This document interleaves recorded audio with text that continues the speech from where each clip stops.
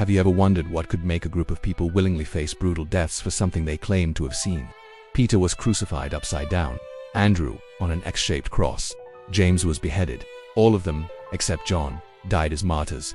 Jesus actually hinted at this when he told Peter in John chapter 21, "When you are old, you will stretch out your hands, and someone else will dress you and lead you where you do not want to go." This wasn't some abstract prophecy. It was a glimpse into the very real, very painful future his closest friends would face. But let's rewind. Who were these men before they became unshakable martyrs?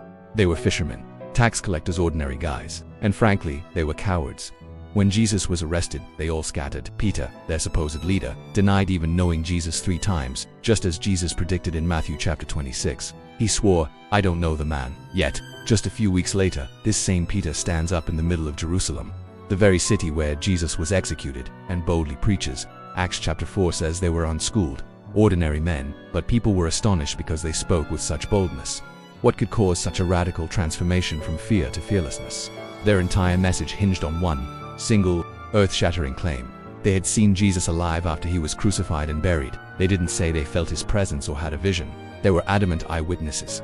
In Acts chapter 2, Peter declares, "God has raised this Jesus to life, and we are all witnesses of it." They weren't sharing a philosophy. They were reporting an event. They ate with him. They touched his wounds. They spoke with him for 40 days.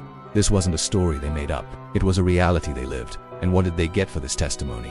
Not fame, not wealth, not power. They got rejection, beatings, imprisonment, and ultimately death. They gave up everything.